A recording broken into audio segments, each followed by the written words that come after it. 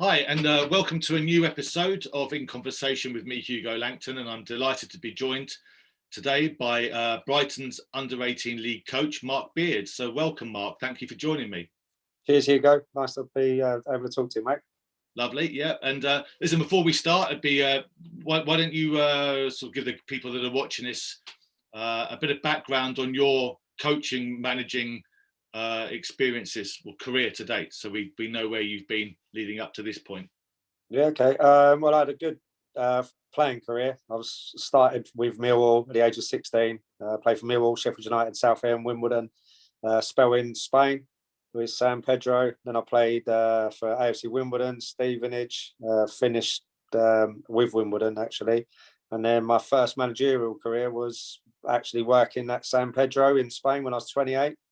So I was sort of forced into that because I was a player there. The manager got the sack, and because I was running the academy in Spain, running a full program there. They said, "Well, can you be our coach?" So ended up being a player coach, which was with a group of Spanish lads. Didn't speak great Spanish, so was sort of thrown in at the deep end, which was a great experience for me.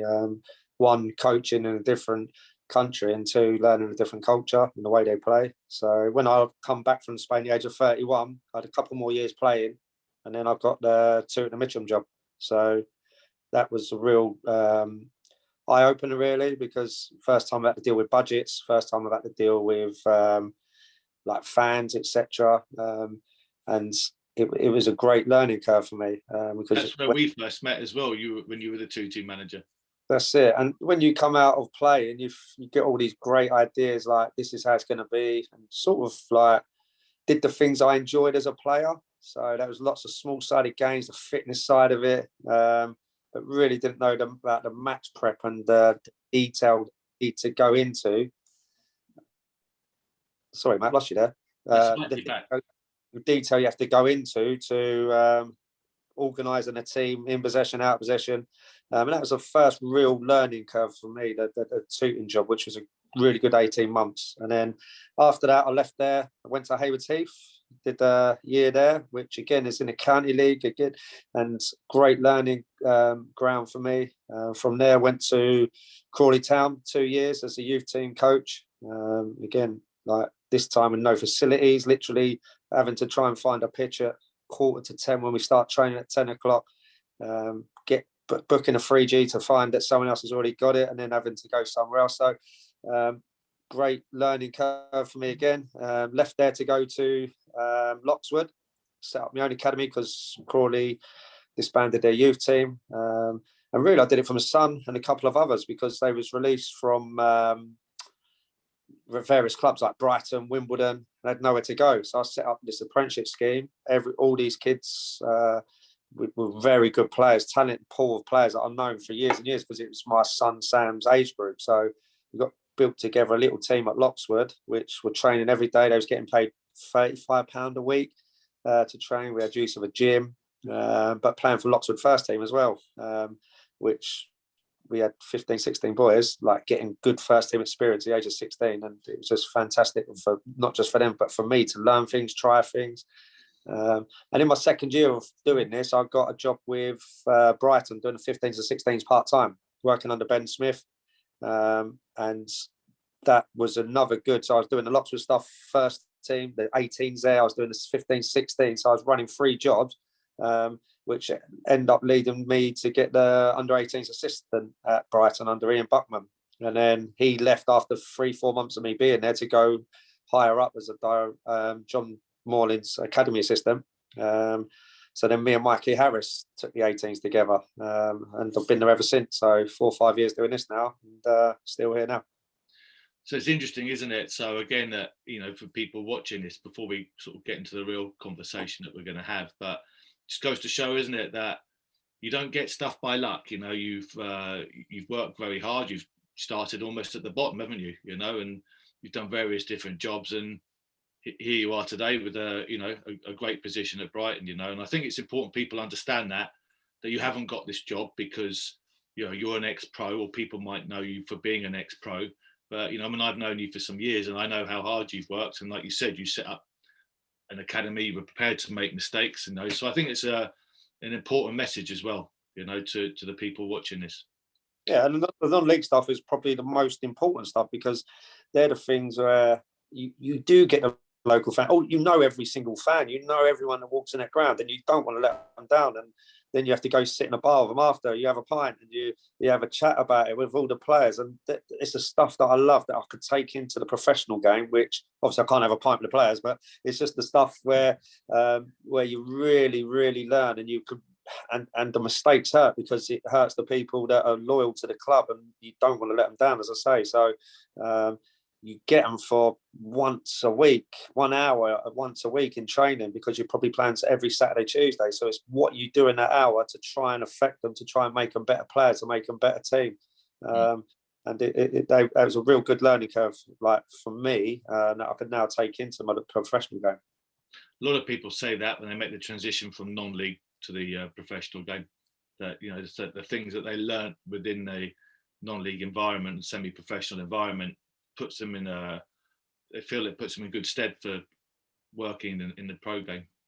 Definitely. And like just little things for me, get appreciating how hard everyone works, and the level of the professionalism, even though it's not professional, like the groundsman, the kitmen, the people who do the food. I've had to go make like 60 sandwiches for a team on a Thursday night, all Thursday afternoon, making sandwiches, then to make sure that they're all put in the fridge, and then to make sure that the ground's right, to make sure everything's spot on, and then go play a match, and then having to give out the food. I know that what you have to do. So that's I'm why smiling because I recognise everything that you say. Yeah, and I have so much respect. Like I go in and bring cakes to our catering staff, and people I know what they work and the things they have to do to give the players everything they need. Like if a player don't put the kit the right way, I'll batter into them, because I know what it's like having to take out the socks and things. So we try to make it that the players understand and what everyone is doing for them, because they have literally got everything. All they've got to do is turn up and perform every day, because they got everything for them there. They got the kit, they got the food, they've got absolutely everything laid on for them to give them a chance to be a professional footballer. Brilliant. So let's talk about a game at Brighton. I think you want to talk about your FA Youth Cup run in 2018-19, and you in the fourth round you had the exciting draw, I suppose, away at Manchester United. So you know, should we say that game? What day of the week was that game played? It looked like I think it's a Tuesday night, mate. When the draw was made, it's always you hope for a good run anyway in the Youth Cup, because it's like it is the pinnacle. I've won the Youth Cup. I was lucky as a player. I got to the semi-final the year after with Millwall, so I know it's a great competition to be in. We had Leicester in the third round. We played at Crawley, which we won 3-2, which was a really good game. And Chelsea played Man United. Now Chelsea have won it, I think, 5 years in a row. Yeah, they were very strong, weren't they? Yeah, very strong. And Man United actually beat them 4-3. So to knock Chelsea out, which was a big shock at the time, because Chelsea was just like invincible. So we see that result. Then the draw come out, and it was Man United away. Mason Greenwood, Williams, Tong, Traore, very good team. So for me, the reason this was a big game is, one, obviously Manchester United always had the best academy in the world. Two, they've beaten Chelsea, and I didn't want to go there as a team, as an under-18s team, and get turned over, but also to be embarrassed. So this was the biggest turning point in my coaching career, because for the first time, really, I studied a team so intensely that I knew every single little thing about them. I probably watched it 4 times a game, and my missus was terrible. I'll be up to like 1 o'clock, 2 o'clock, really studying this game. I didn't want to, as I say, I want no stone unturned, as they say. So I studied in possession, out of possession. I wrote about 5-6 pages of notes. And just so you know how we work as a coaching staff, me and Mikey do it together at the time, was I'm out of possession and he's an in possession coach. So I studied, first of all, the first 2 times I watched everything about them. Then I focused on the out of possession. And then I just looked in possession as well for Mikey, just if there's anything he missed. So I knew everything about Mason Greenwood, and knew everything he was going to do, and all the runs he made from as a centre forward to go wide to come in. So the prep for the game was quite intense, and probably something the boys up to that point hadn't been used to, because we hadn't gone into this much detail of it. So As I say, I work out possession, and I studied every type of run they made, every type of pattern, and the sessions leading up to it, we just literally covered everything. Like when the wingers got it here, he will drive inside, the fullback would go on, this midfielder would go, Greenwood would pop into little pockets, and how I dealt with it, I just went man for man, and it was quite a brave decision, but I trusted the players, I trusted that we had pace in and around the team. So if Greenwood popped into a pocket like he did against Chelsea, no one would follow him. And then when he get it, the worst thing you want is Mason Greenwood running at you. So as he pops into the pockets, Hayden Roberts would go 1 or 2 yards close to him, so that as the ball was played, the trigger of the detail of the player playing into Mason, as he drew his foot back, Hayden would go and press. If it was going to be like he's going to strike it with his laces, Hayden wouldn't press because he's probably going to play over him. So every time the ball went into Mason, Hayden was there, had him literally in his pocket for the whole game, ineffective, didn't do a thing all game. And I think if you controlled their best player, which we did, it nullified them.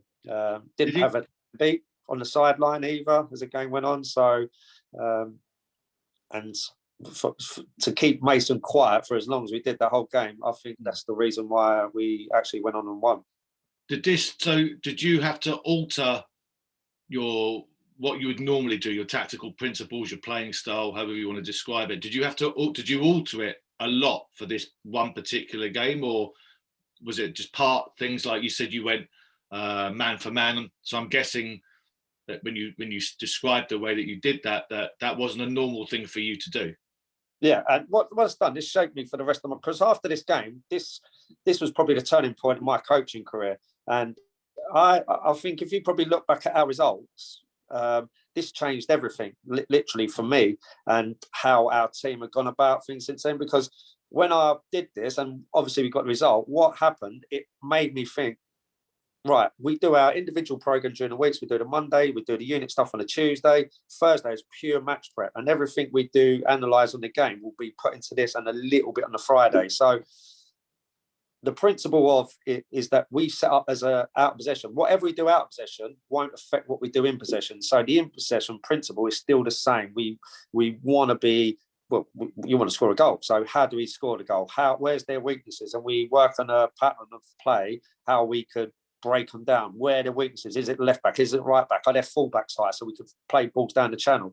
So we always look at, but the principle remains the same. We want to be fast flowing, free attacking, pretty much freedom to do what they want, but within an attacking structure. The out of possession stuff, there's no freedom with it. It's literally, you have to do your job. The roles and responsibilities of the man-to-man marking is you've got a job to do, and that is your job. So that day changed me personally and the way my teams play. And after that, when I started studying teams more intensely, this Man United game really helped, because now I realise, right, this is what we've got to do. This is what I do every single game. It's a lot of work for me and my other staff, but the rewards are there for the players, because when you've got a team that are doing all their individual program, everything in the training during the week, to be them winning matches as well is only helping them. So it gives you that confidence. All of a sudden they're walking around 6 foot tall all the time, and they just want to do and they can see the benefits of it. So that really helped. And this Man United game, that showed me that the out of possession stuff is going to be key. If you've got a good defensive structure, if you could stop them from playing, and then when you get it, go the freedom. Because you see the game, we had 8-9 chances where we could have won it 5-6-1 easily. So what was the key moment in all of this then? If you're attacking, you're building up and you're looking to try and score a goal, and then your defending principle for this game is like, right, we're going to go man for man. What was it like then for the transition? So when you're building up and you're attacking, you lost the ball. What was the next thing that you coached your team to do in order to be able to become man to man? Because it can be pretty difficult if you've made the pitch quite big, or someone's made runs, or your midfielders decided to make a forward run centrally, and then the ball breaks down. How did you deal with that? So I do a thing where it's sort of even when you're in possession, we have an out of possession shape. So how we deal with that is, say if it's the left back and the left wing are now like got the ball, they're overlapping, the two centre halves will mark against, predominantly teams leave one up. Okay, so it's a 2v1. And even if they got a 10 in there, we'll have a holding midfielder. So we've got the 2 centre backs dealing with a 1. We'll have the 1 centre midfielder holding as a pivot, really. And then the opposite fullback will tuck in a little bit. I draw a line along the 6-yard box from. So the 6-yard box, if we win possession, they go 18-yard box. So we've now got a 4. We got a box in there. So anything that broke down, we're 4v2 still. And if one of the holding midfielders had to fill in for the left back, then the fullback could come right across. So now we're still 3v1. So we've got defensive structure. And then even though I say it's man for man, when we lose the ball, wherever that player is on the pitch, they would fill in. So say, for example, the left back had overlapped the left winger would fill in for him. Okay. If a centre midfielder made a burst into the box, the forward would run into it. We couldn't leave gaps anywhere, because the minute we started leaving gaps, there's places for them to play. So, and everyone else, even though it's man for man, it's not like me against you and now I stand 2 yards from you, so there's massive gaps everywhere. Whatever the side of the ball is, everyone else goes in between. So my winger would now be on the back of their centre midfielder, 10 yards away from him, but in the eye line, that if the player played, he could go and press from behind, and then he'd have his own player press. So a 2v1. And then when we win it, you find you're in pockets all around the pitch. Now, there's a big shift across. If there's a big switch, everyone has to shuffle. There's times when you get picked off with little 1-2s, but that's going to happen in a game. So even though we're attacking, we do have a defensive structure to it. And again, we've found this really helps. And not a lot of teams really suss out what we're doing. And I mean, like we played Chelsea the other week, and we was winning it back in areas that every time we won it, we could counter straight away, literally straight away. We know as they win it, there's going to be that option there, bang, because they're in between. There's an option there. And then as that's happening and they move, then they make runs again. So it's almost as soon as you win it back, can we play forward?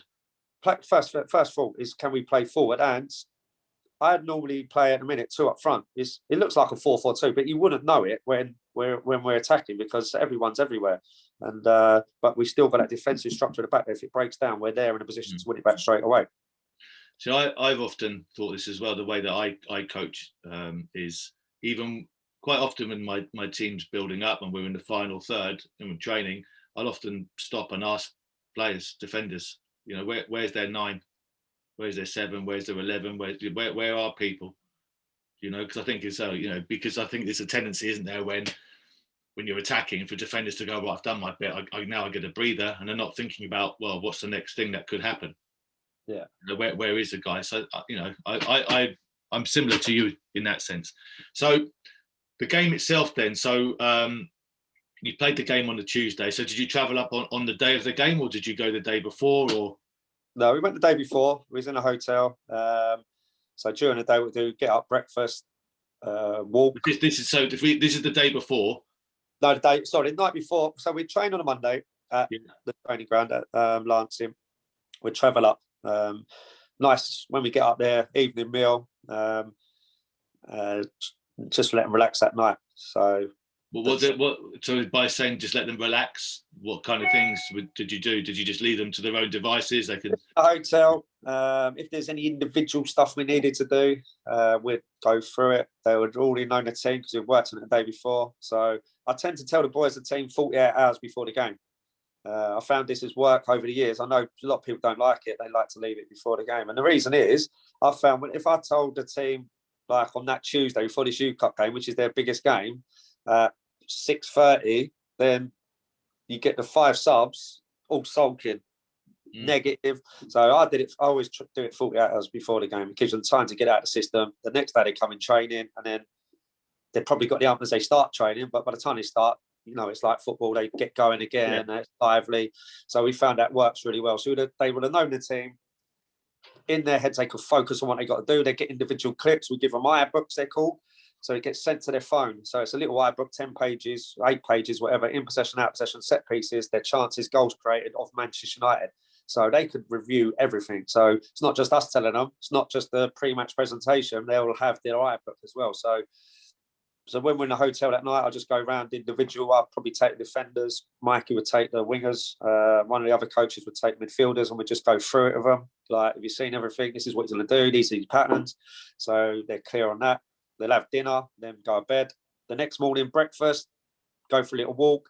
Again, chats around individuals. May not be about football, just talk to them about anything. So just to maybe take their mind off it a bit. Then we'd have lunch. After lunch, another little walk. So again, keeping them active. Then they'd go to sleep. Pre-match meal. And then straight after the pre-match meal, we'd do the main match presentation. So the match presentation. Well, just so go back to the sleep. Why do you think, what's your rationale for encouraging a sleep in the afternoon here? It's not really sleep. It's just in their rooms. We didn't want them in and around. Just save some energy. They could be watching a film. Some people don't like to sleep. Some people probably couldn't sleep. But in this time, it was really funny actually that I did actually go to sleep between 2 and 3. I woke up. I had a missed call from my guy who does the analysis at the time, and he said, "Have you seen this video?" There was a Man United review, and it was a guy with a beard. He's in the studio. He's got millions of followers. All Man United. He does it for the first team. So in this review, he was going through the game. He's talking about Man United. Oh, we're going to win this. We're going to win that. We're going to bash this player's playing. And he said, "Now let's get on to Brighton." He said, "They're abysmal." He said, "They're the worst team I've seen on the clips this year." He said, "We'll get through this easy tonight." And he said, "It's not going to be a problem." And he talked about our league form. Now, what he didn't realise was I had 3 players at the time, playing in the 23. So he didn't know about probably the better 3 players at the time. Hayden Roberts, Ryan Longman, Danny Cashman. Mm-hmm. So they were to come back in. Plus the fact we'd had a couple of injuries, we'd had a few 16s thrown in, and we was never had our full team. So I said to my analysis geezer, put that in the meeting. I was fuming. Who is this geezer to start somewhere? Yeah, but the thing is, I wouldn't have been fuming. I'd have been when I discover things like this. I'm always so happy. Yeah. Well, I was fuming at the time, but I said, "Get this video." So I've got it in the pre-match presentation video. So when we go, our videos are like this. So we go in, we tell them the team again, show the shape, and then we do United shape, and then we go 3-4 minutes clips in possession. So Michael will show everything United, everything we got to do that game to beat United. Then I'll talk about the out of possession stuff. So we got to watch about Greenwood, about the William bombing on, about this. So we go through that. And at the end, I said, we've got a little special video for you. So we have a motivational video as well. So 3 minutes of all their best clips leading up to the game. And at the end, we had this fat bloke, Man United review, absolutely battering us. So I said to the boys, if that doesn't give you motivation to go out and beat them today, nothing will. And if you see him in a stand, go and give it to him. I'll give you permission. So I ended it like that. And the boys were like, "Who's this geezer?" So the funny thing was, when we went on, we went 1-0 up, 2-0 up. And then one of the boys spotted him walking in at half time. He was 2-0 up. Hayden Roberts scored a goal. He's headed it, it's hit the bars, come back down. He's got the rebound, headed it. So his reaction was to run over to him because he had found him. He's going like, "Shh, yeah, once." And all the players jumping and all giving it to him. This geezer was like thinking, "They talking to me?" So he still didn't even know. And then I didn't lose my head. In the game, we're celebrating and cheering. And then I was just speaking to a mate, Chris Steigl. I know who he is, yeah. Chris, he does Sparta goalkeepers. I was talking to him. He'd come down and watch the game. And I popped the geezer out calling me out. And I just went to him, "All right, mate." He's looking at me as if, "I don't know you." And I said, "Thanks for that. You really motivated us." Using my motivational speech before the game. He said, "Thanks for saying we're abysmal. We're useless. We're the worst team I've ever seen because we just beat you 3-1. I said, "Come on, bye." And he didn't know what to say. He mouth shut and he went walking off his head down. And then Chris followed him out. And he said after, "Oh my God," he was like, he couldn't believe it. He said he couldn't believe, 1, I've watched it, and 2, like, I put him in his motivational speech. But little things like that as well. I said to the boy, it's like, was it motivational? I don't know, but it was just like something extra. Listen, from my experience, it helps. Yeah, we no one expected. Definitely help if you use it in the right way, So you were 2-0 up at half time, right? Yeah, we went 1-0 up after 4 minutes. We got a penalty, Peter Guargis. And Peter was one who I'd never see. He was with the 23s. We bought him from Sweden. Yeah, I've seen him play a few times. Yeah, so 23s actually. He's a 23, but he wasn't signed to play for us, but he was eligible. So we had him from the Saturday to Sunday, the Monday. So we had 3 good days training, but a quality player. He got the penalty for us anyway. We scored, and then on the counter attack, really, where we was really disciplined, but we had pace with Danny Cashman, Ryan Longman. We won the ball back, quick counter attack. Ryan Longman got it on the left, and it was an amazing goal. He's run 30 yards of it, cut inside, bent it top corner, brilliant goal.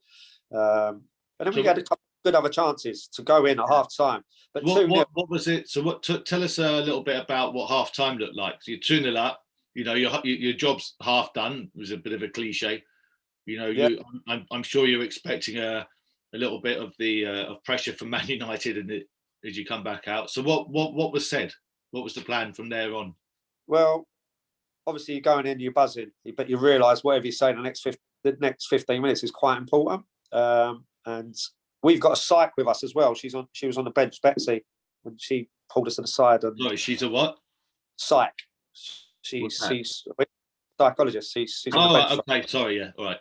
So she always have a chat, because sometimes you could be quite excited. Well, especially me, I'm passionate, and I can maybe. So I always speak to her like, what do we need here? And she said you have to be calm, composed. The boys have been brilliant. So the idea of the speech was to just keep it going. The next goal was key, because if they scored it early, it's going to be a long 45 minutes. And we'd seen against Chelsea that they could go on and play for that 120 minutes, which they did on 1-4-3. So the defensive discipline was key. We had to keep that defensive discipline. We had to keep that no one switch off, keeping that focus. I will be on you, like being a defensive coach, I will be on you, just making sure you don't switch off. Everyone do their role. And if you keep a clean sheet, you're through to the next round and beat a team that no one think you could beat.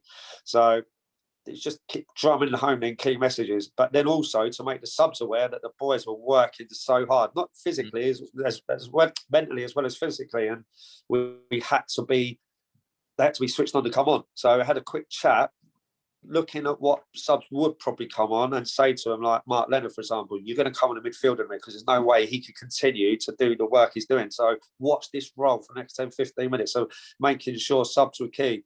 Speaking to the keeper, hadn't had a lot of work to do, but again, making sure you're switched on. So that was a key focus, really. And then the in possession stuff was, when we get it, just don't panic, just keep calm and composed, because you're winning 2-0, but sometimes you can see like you stop doing the things you was doing because you start to panic. So keeping that free-flowing football, keeping it moving, keep on the pace of the counter, which was really working.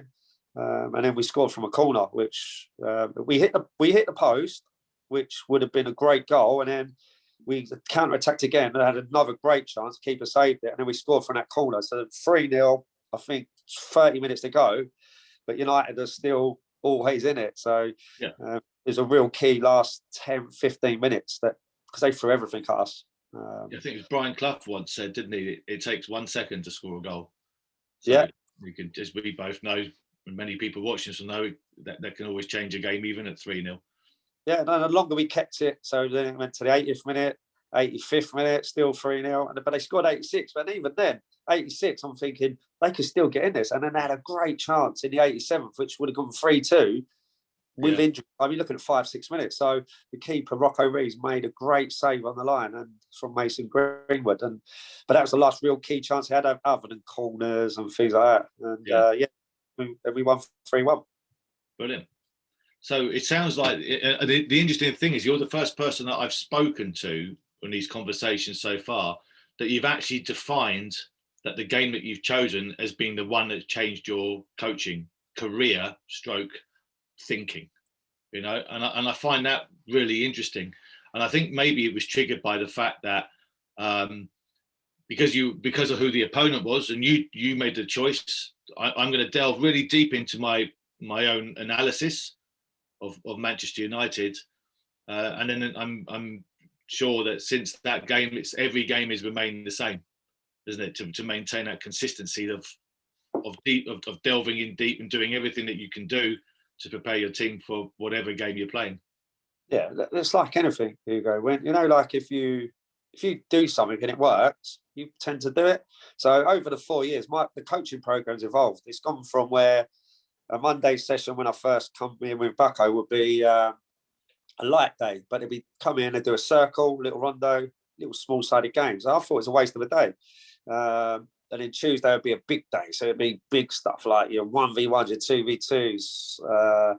Again, I've changed it. So what we do on a Monday now, so it's more so the boys are getting a bit of everything. So Monday's our individual day, but I only started this probably 18 months ago, 2 years ago, and there'd be groups of 3 or 4. Because there's so many coaches. You go to professional clubs, there's 3 or 4 coaches all floating about. I would take I've seen some under 23 Premier League teams who've got more staff than they have players on match day. Yeah. So now what we do is an individual session. So I'll take the fullback to the centre half. So I'll be working with 4 players, and this is a second day recovery, but they're getting 30, 40 minutes of pure stuff they need to work on relative to their position. So it could be, I try to do it 20 minutes in possession. So it could be anything from a fullback's touch, taking his first touch past the defender and then just punch it in a goal, 10 balls. And then one where it's they got to deal with aerial stuff, like so it's a ball in the air, head, recovery, runs back in. So whatever it is, it's whatever is relative to the position they need to work on. Tuesday would be a big day, but we still do small groups to start with. So we continue what we did the day before, but bigger areas. So now it might be 1v1s, but again, in areas of the pitch, it's not 1v1 on a 10 yard pitch, which most coaches I would see do. It's like maybe start with a switch on the midfielder and then they're 1v1 in 40 by 40 yard areas. So may say it's big areas, but it's realistic to what happened in the game. So we do that, and then we go into the scenario games where we all come together, and it could be anything. Like you're 2-1 down, you got to win the game back. The team have got a penalty, so it's a pressure straight away. It's 2-2. It's 2 minutes to go. You got a penalty, so we start the game. So it's different restarts and everything we do, scenario games, and then we go into extras after that. Thursday's our match prep day, so we do warm up, defensive, tactical game or defensive structure about what would happen in that game. In possession attacking patterns, which I got from Mickey Bill at Glasgow Rangers, which since we've done it, it's been unbelievable. It's completely changed the way we play and train, and it's just a fantastic session which I got from him, which we've stuck with for 2 years. It works, and we can see the different types of goals we now score. What does that session look like then? It's brilliant. It starts, so again, the patterns can change every week depending on who you're playing. So we have analysed the team building up to this session. So this is what we're going to do. So you start off with your starting 10. You could have 3-4. You can have 1 opposition. It depends how many players you got, but you can use them. So no one's standing about. So start with the first one. The opposition have got a ball as a centre back. So the first one's a counter attack. So we're set up in our defensive structure. So this is how we're going to defend. We're half on the middle third of the pitch. The ball comes in. And then it's how we counter. Is it the winger who gets in? Is it the forward who spins? But the first one has to be a forward pass straight away. So it's bump, bump, bump, score. The minute you score, there's a coach on the edge of the box with a ball. It goes straight to the holding mid who's holding. So the defensive structure there, we're still looking at while we're attacking that counter one. It goes to him and it has to be one touch play. So it's out to the holding mid. It goes bang, bang, bang, and they score straight away. The last one, they all sprint back into position. I'm the coach on the halfway line. I give it to the keeper. Everyone back into position. It's a build-up, patient one. So the patient one is we could, again, showing the pattern before they do it. It could be anything. They keep it for 10, 15 passes all the time. They're looking, probing, everyone's moving, and it will lead to a patient build-up goal. And they reset and we'll work the other side. And it's something we do every Thursday, and it's unbelievable because the amount of counter goals we score now, and everyone knows what they're doing, the amount of in and around the box, that one touch play. You see some of the goals we score great, and then the patient build up is something that's evolved really well. Like you could go along the back, fullback's bomb on, winger goes in, centre midfielder goes out, so you can work on anything. And then all of a sudden you could put it into practice on a Saturday, and it may not take. It's taken 2, 3, 4 months to really see the patterns emerge now. So we do that. Then we do a defensive pattern. Fridays just small-sided games. Take the mind off it. Set piece game as well. So set piece is alive. So we'll have to. We tell them we do a presentation before training on Friday. This is the set piece you're doing tomorrow. So when we go to the set piece game, it's like they've read it on the paper, or looked at the presentation, and they go to the set piece game and have to put it in place straight away. So we do 3 attacking corners from the left, 3 from the right. As it's, say if it's coming in, they're live for 15 seconds after, so it's a normal match. The amount of time set pieces where it's a laugh, it's a joke, it's not taken seriously. So we carry on for 10, 15 seconds. So if the other team score, they score. If we score, obviously, brilliant. If it just goes out for another goal kick or corner, we do another one. But I also think that with when you're doing set pieces, it's very easy to have people standing around. Yeah, so it's not engaging everybody. Then there's, because if people stand around and they don't listen, they can start talking and become disruptive. It then disrupts. You see it in your eye line. You then can become, hey, what are you doing? Yeah, You it's know, not serious, is it? yeah, Because no, exactly. I think it's more important to involve everybody in this. yeah.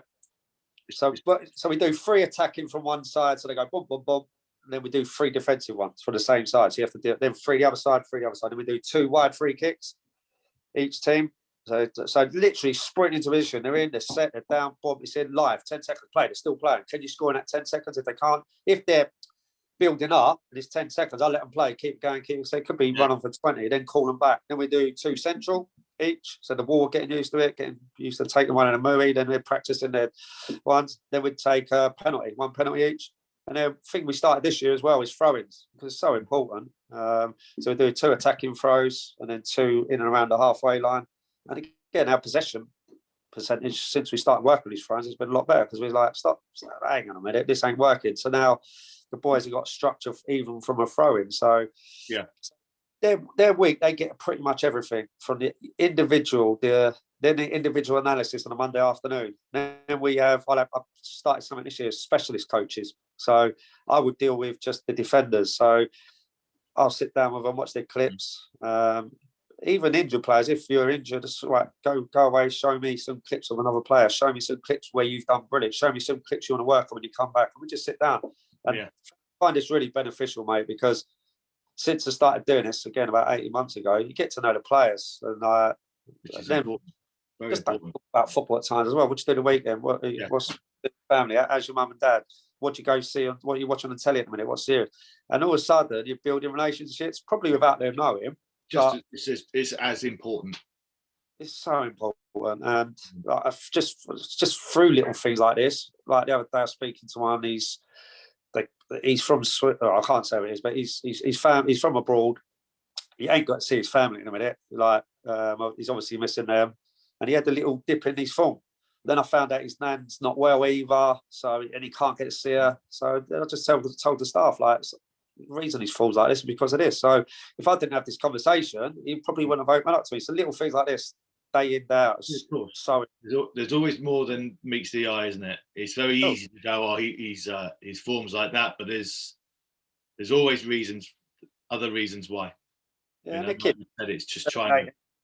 If you have a relationship, you can solve it, can't you?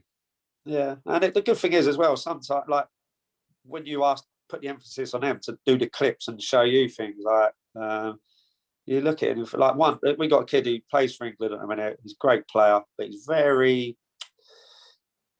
his game's really about the breaking up the play, and when he gets it switching, his passing range is quality. And then we did 1v1s the other day. It's like, look at him, like taking players on and saying, you glide past players. He goes, yeah, I really want to work on it. So I've designed sessions now for the players. So even just for him, if we're doing a possession game, whether we're doing a small-sided game, I do like a 15-yard zone in the middle now. But I'm looking at him and saying, this session is just purely for you. So you're not allowed to pass in this 15-yard zone. So wherever you are on the pitch, you've got to be comfortable with the ball, boys. So I put it on everyone, but really looking at him to say, like, every time you got it now, you're not allowed to pass. You've got to dribble out your way out of trouble. Mate, it was brilliant. And then he's taking that into games. He's getting the ball, attacking midfielder for them, 10's coming in, knocks it past him, one touch, drives into space, and then obviously other defenders come out and he can make his switches from there. So we try to, just for these little talks with them, we put sessions in place for them. So there could be this midfielder who I was talking about, that's his thing today. Your main focus is driving out of that defensive mid. As he's doing that, talking to tackling mid, you filling in for him as he goes. So as he goes, you go there, or the fullback tucking in. Then as you're working on that, we're maybe working on a winger. His first touch, which you talked about a minute ago, not having to have a touch, then take the player on. As the player's coming towards you, your first touch now, knocking it past them and running. So as this player's driving that midfield and he's playing that ball, and you're now knocking it one touch, you're working, all the individual stuff is now going into the team stuff, which so all the players, even if it's a small-sided game or it's a possession game, they're getting the stuff that they've been working on Monday, Tuesday into the stuff on a Thursday in the game. So all the time we're thinking of things to help them improve, and that's from the analysis, taking it into the training sessions, then taking it again into the matches. Brilliant. Well, listen, again, like I said, it's to all my guests. You know, we could sit here and I'd happily listen to you all day and talk with you. You know, but listen, thank you so much, Mark, for taking some time out and sharing these experiences and the whole FA Youth Cup thing with us. And I hope coaches enjoy this conversation, and they can. And we know you're on Twitter. I think it's at Yeah. Mark Beard. What's your Twitter handle? 37, I think. Mark Beard 37. Yeah, I'm sure. Some people might follow you, and if they've got any questions, I'm sure you'll happily engage with them, won't you? So listen, Mark, thank you so much. Okay, and it's been a great conversation. Cheers, Hugo. Thanks, pal.